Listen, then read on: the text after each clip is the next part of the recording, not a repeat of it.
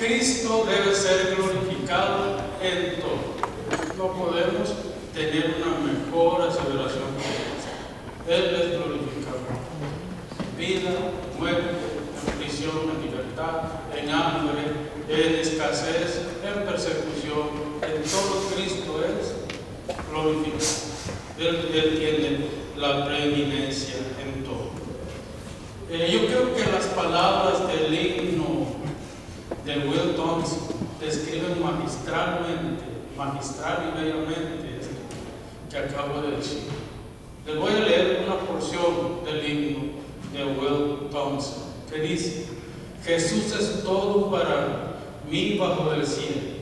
Él es mi fuerza y mi vigor día tras día. Él es mi dicha, mi gozo y mi consuelo. Y sin su ayuda y sin su amor, yo caería. En mi aflicción, a sus fuertes brazos vuelvo.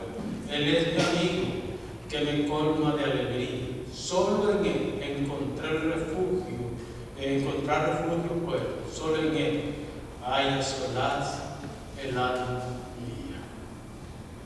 En forma de prosa, ¿verdad? Está colocado en las letras de este himno, que en realidad hacen como una síntesis de lo que es una vida en Cristo, lo que debe ser una vida en Cristo. Recordemos algo, hermanos, que la fe en Cristo no es algo que podamos medir o calcular por un mero método científico.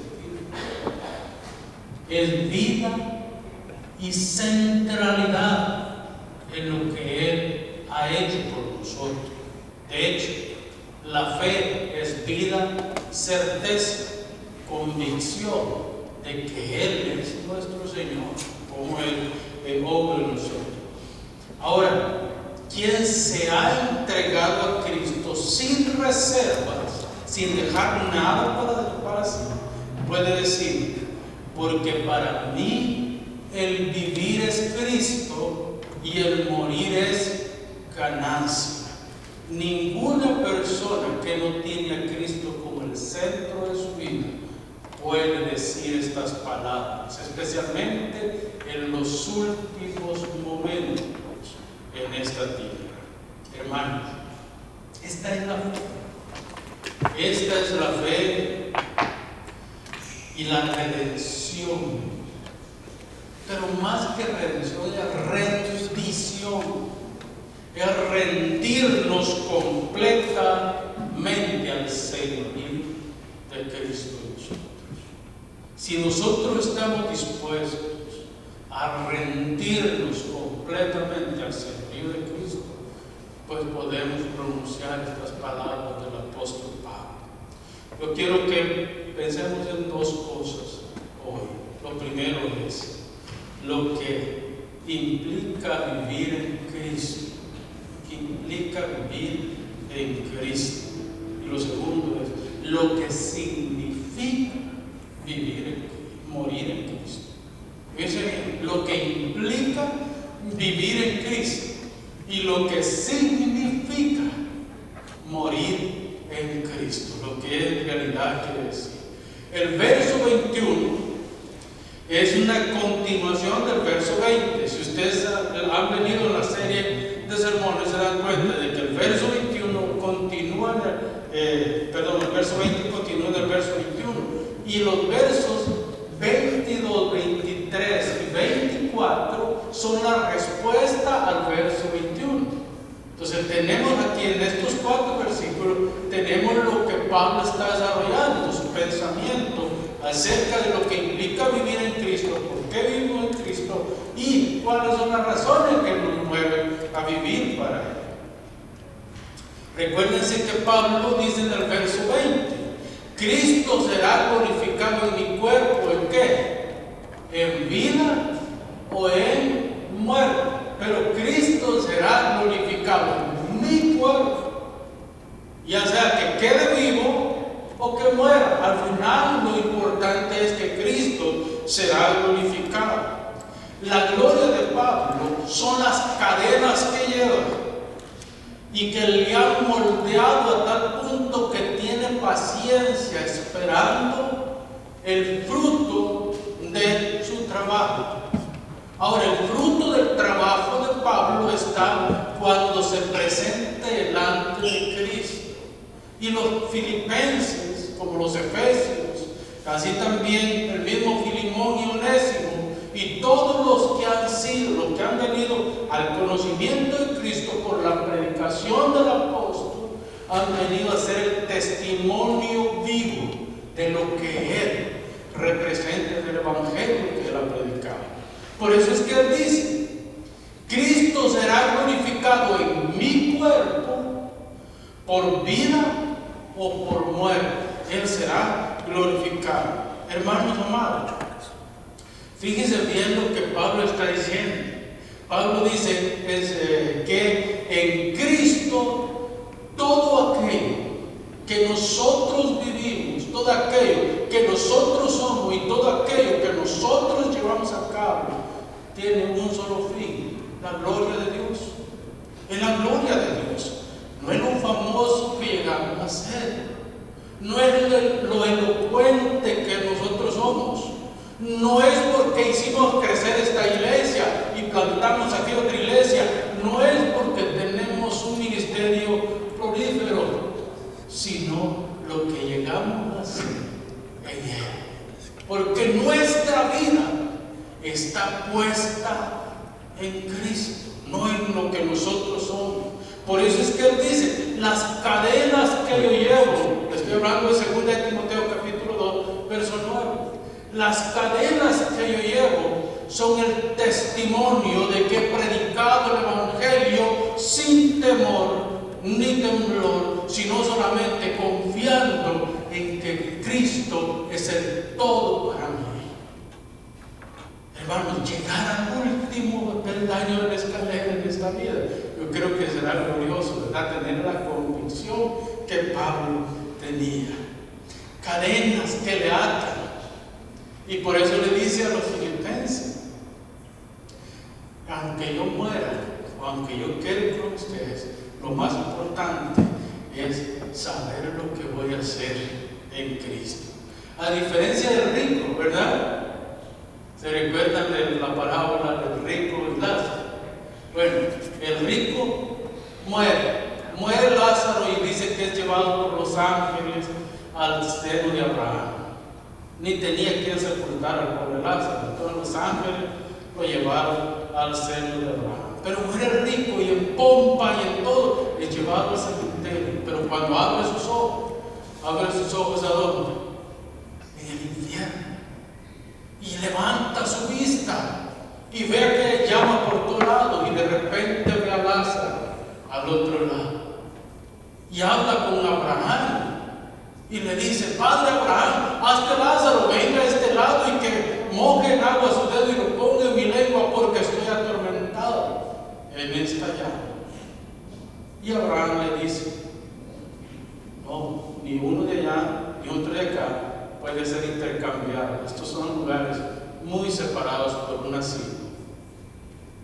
Y luego él mismo dice: entonces te pido que me resucite a mí, que me mande de regreso a la casa de mi padre, porque en la casa de mi padre hay 5 hermanos más que necesitan oír el evangelio, y yo puedo ir y predicarles el evangelio y se pueden arrepentir. ¿Y cuál es la respuesta del padre Abraham? Aunque se levante uno entre los muertos, no van a oír. Tienen a Moisés y a los profetas, tienen el Antiguo Testamento, que lo lean, que lo escudriñen, que lo analicen, que se lo coman, que se lo beban y que vivan ese evangelio. Y entonces podrán venir a este lugar. Así que tienen a Moisés y a los profetas. Lázaro ni siquiera está pensando en el infierno o la gloria. Pablo está pensando en la gloria que tiene en la presencia de su Señor. El Señor que le llamó camino a Damasco, el Señor que le tumbó a tierra, el Señor que le mostró sus maravillas, el Señor que lo ha llevado a la prisión, el Señor que lo ha llevado al naufragio, el Señor que lo ha llevado a la cárcel, el Señor que le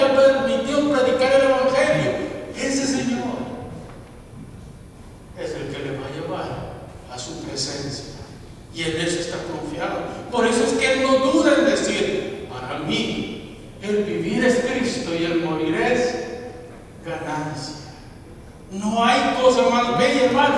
El hombre que duda en el momento de su muerte de a dónde va a ir, nunca vivió el cristianismo. Porque ese momento es crucial en la vida de la persona. El compromiso de Pablo es real. Un hombre común querrá vivir, ¿verdad? No, yo mismo no me quiero morir todavía. Con mis 54 años quiero vivir otros 50 años más, ¿verdad? Esa es la naturaleza de nosotros, queremos seguir viviendo. Posiblemente Pablo era anciano para esta fecha, ya un hombre muy avanzado en años, es muy posible. Sin embargo, Pablo no está confiando en sus años, él está confiando que todavía hay trabajo por hacer. ¿Se ha puesto a pensar en esto, hermano?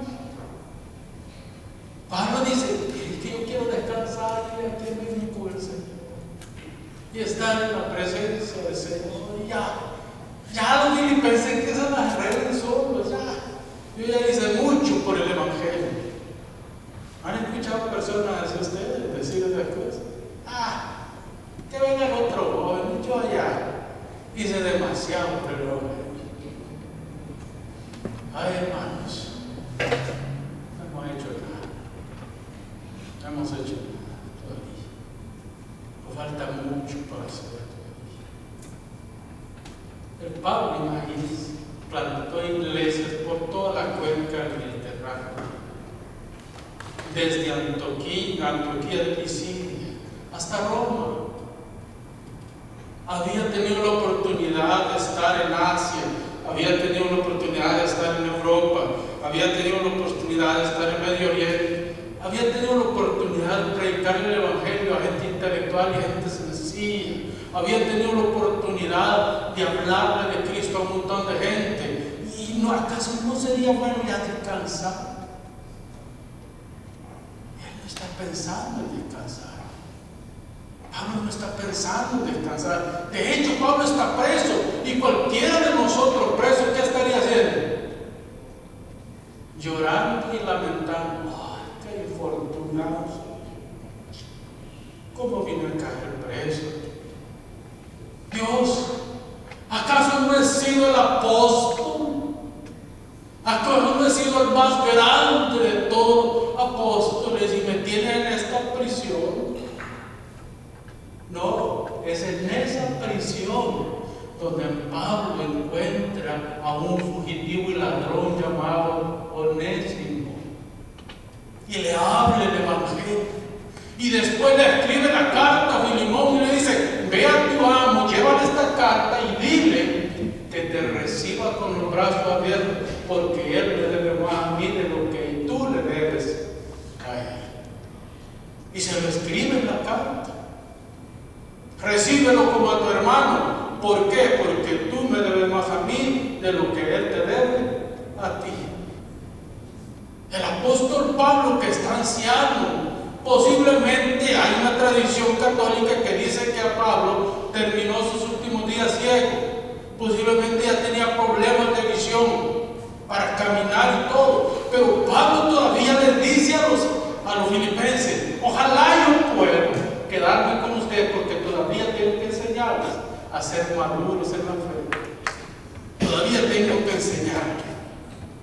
Pablo dice: porque para mí, vean el énfasis que pone en la nueva introducción del versículo 21, porque para mí, y hace como una pausa, porque para mí, la diferencia de los que predican a Cristo por envidia, por ganancia deshonesta, por vanagloria, hay una diferencia entre estos malhechores del Evangelio con Pablo. Porque para mí, aquellos dicen, por mi propia voluntad, por mi deseo, por ganancia. Pablo dice: porque para mí el vivir es Cristo. El énfasis, hermano, el énfasis recae aquí. Es interesante, pero Pablo invierte el sujeto. Fíjense bien que es interesante. En la gramática que vemos en este versículo, el sujeto está invertido. El sujeto es vivir y el predicado es Cristo. Bien interesante cómo coloca la gramática aquí Pablo. Es decir, él está diciendo en este primer caso, Cristo es la razón por la que yo vivo. Cristo es el objetivo por lo que yo vivo. Pero Pablo dice, para mí, fíjese bien, debería decir, para mí Cristo es la vida. Así es como debería estar parafraseado este pasaje. Para mí Cristo es la vida, pero él dice, para mí el vivir es Cristo.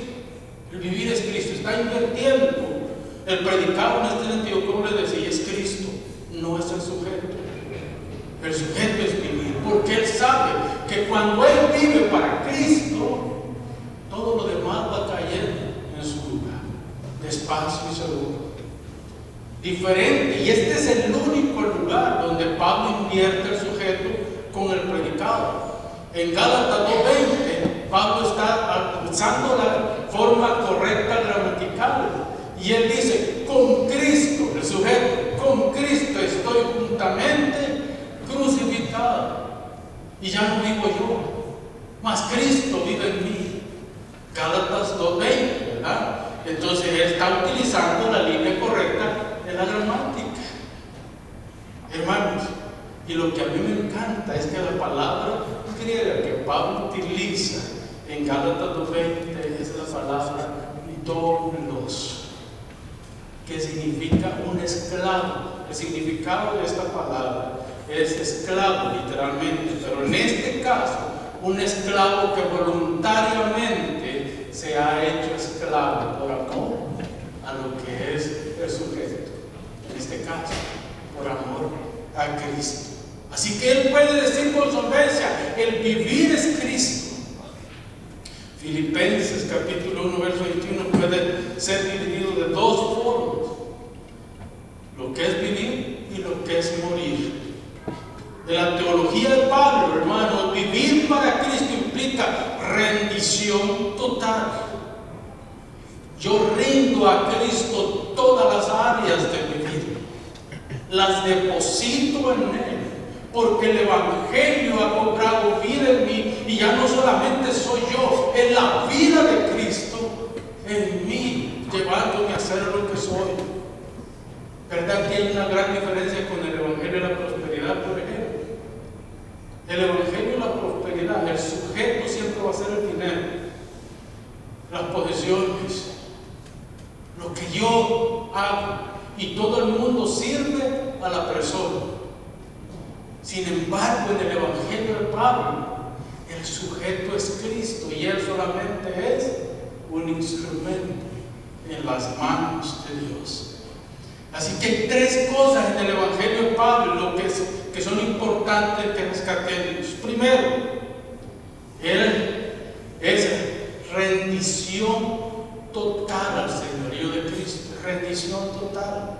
No dejar pero ni siquiera una partecita para nosotros. Nosotros nos rendimos completamente al señorío de Cristo.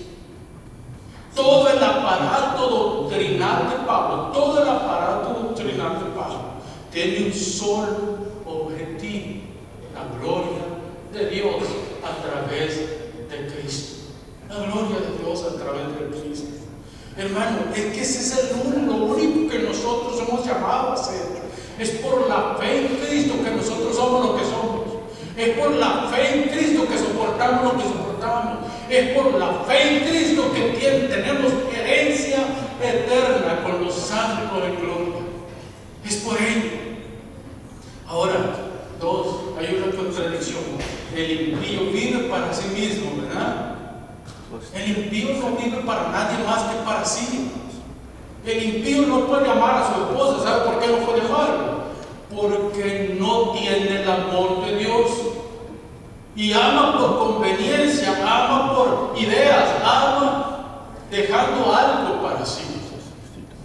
Pero el que es hijo de Dios puede amar a su esposa, a sus hijos, a la iglesia, a todos los demás hermanos, aunque no seamos compatibles en idea y pensamiento. Podemos amarlos porque tenemos el amor de Dios que nos une. que nos hunde. El impío no. El hombre natural, el hombre como lo describe Pablo en 1 Corintios capítulo 2 verso 14, el hombre natural no percibe las cosas del Espíritu, porque las cosas del Espíritu se deben de percibir espiritualmente. Es decir, una persona que no ha nacido de nuevo no puede tener el Espíritu Santo de Dios. Y si no tiene el Espíritu Santo de Dios, no puede entender las cosas de Dios, porque para él son un misterio. Son un misterio. Ahora fíjese bien, tercero, una vida centrada en Dios. El que es nacido de Dios, aquel que tiene a Cristo como el centro de su vida, hermano, esa vida está fundida. Usted sabe cómo se funde el metal, ¿no? El plomo, el hierro y todo eso, a un gran vapor se funde. Pues piense usted en eso. Dios y nosotros, porque no somos nosotros y Dios, es Dios y nosotros. Nos fundimos en Él y Él en nosotros. ¿Por qué? Porque Él nos ha dado vida a nosotros. ¿Cómo es esa vida? Una vida de fe, una vida de esperanza, una vida de seguridad en la salvación. Piense en esto, hermano. ¿Quién es Cristo? Es el mediador de un mejor pacto, según Hebreos capítulo 4, verso 15. También, 1 Timoteo capítulo 2, verso 5. Hay un solo Dios y un solo mediador entre Dios y los hombres, Jesucristo, hombre, un solo mediador. Y este mediador es el que media entre Dios y nosotros. Por eso es que nuestro evangelio, nuestra vida está segura en Dios hasta la eternidad. ¿Por qué? Porque nosotros tenemos un mediador que media por nosotros 24/7, 365, sin parar. Él está mediando por nosotros. Un nuevo pacto, una nueva alianza, una nueva forma de vida, una nueva manera de adorar. Hermanos, ¿y saben qué es lo más bello de todo esto? Que este asunto no es un asunto como lo enseñan muchas iglesias. Es que Dios iba a ver algo bueno en nosotros y por eso es que Él nos dio a Cristo, porque vio algo bueno en nosotros. Este es un proyecto de la eternidad. Desde antes de la fundación del mundo, el Padre nos entregó al Hijo para que fuera nuestro sustituto y nos dio al Espíritu Santo para que fuera nuestro consuelo todos los días hasta el fin del mundo. Sí que es un trabajo en la economía divina, como lo pone el doctor Luis Berkhoff. En la economía divina, el Padre, el Hijo y el Espíritu son los agentes que ejecutan la salvación en nosotros. Por eso es que cuando nosotros pensamos en Cristo, debemos de pensar, hermanos, en la vida eterna. Porque Él es eterno, nos ha ofrecido vida eterna. Vea lo que dice el verso 22. Mas si el vivir en la carne resulta para mí en beneficio de la obra, no sé entonces qué escoger. Hay un dilema. ¿Me voy o me quedo? ¿Sigo mi carrera o me aparto? Dice, si es por el fin de la obra, yo prefiero quedarme vivo para seguir ministrando al pueblo. Pero si no es así, entonces yo prefiero irme con el Señor. Hermanos, recuérdense que el único que puede dar vida es Dios. No hay nadie más que pueda dar vida. De hecho, Juan capítulo 10, verso 10 dice, el ladrón no vino sino para matar, robar y destruir. Satanás, ¿qué le dijo a Eva? Es que no moriremos. No moriremos. ¿Sabe Dios que sus ojos serán abiertos y serán como Dios y serán como dioses, conociendo el bien y el mal? Satanás no le pudo dar vida a Eva. ¿Por qué no le pudo dar vida? Porque él no tiene vida y no puede dar lo que no tiene. Por eso es que Jesús dice, mas yo vine a dar vida y vida en abundancia. El mismo versículo está entreponiendo dos conceptos distintos. Satanás te ofrece vida, pero no tiene, es un mentiroso, es un adulador, es un sinvergüenza que lo único que está buscando es alejarnos de Dios.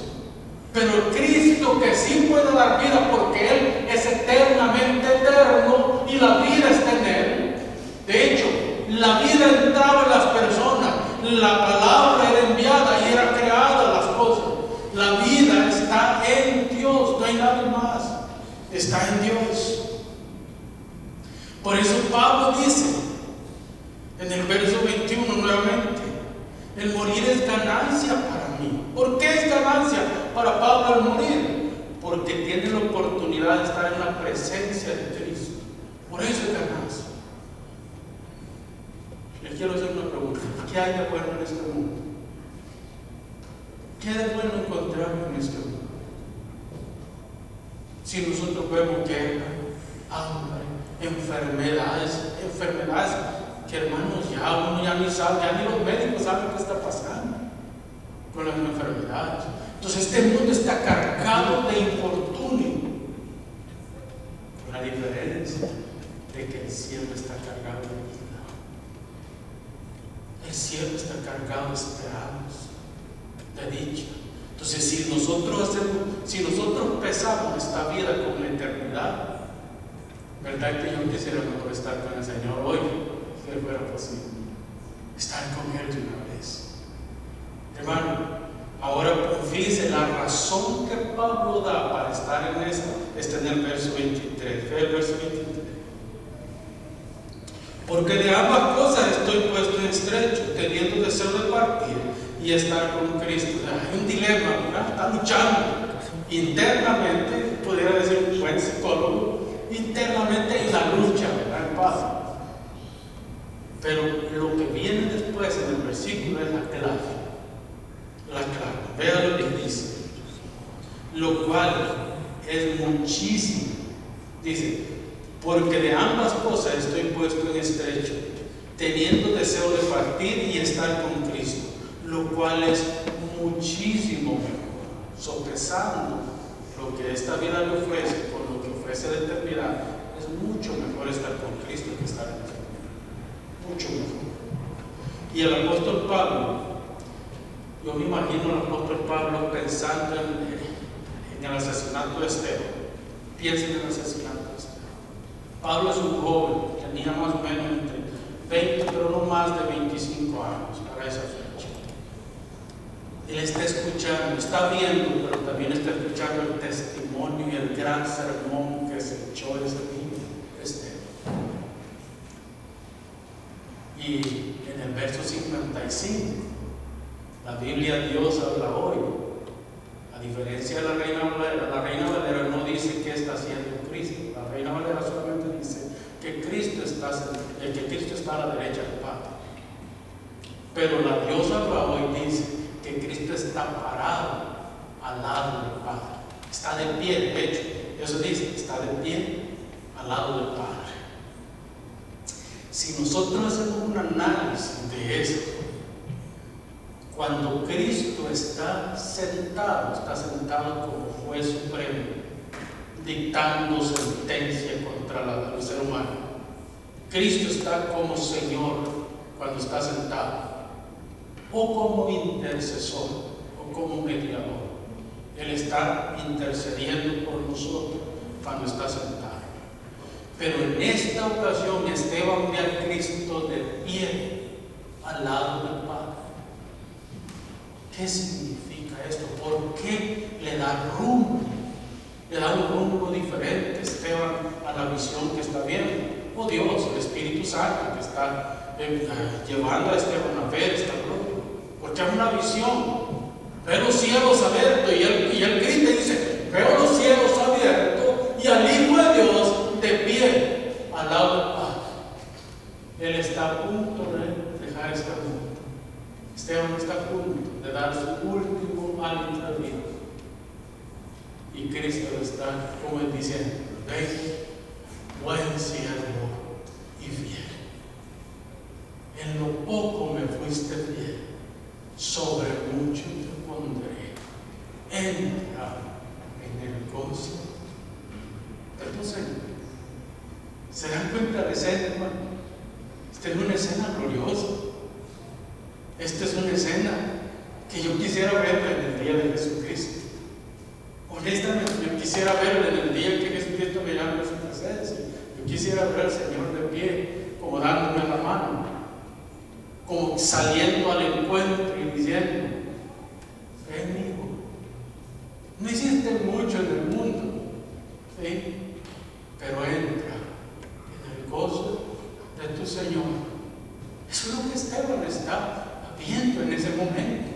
Y Pablo está presente ahí.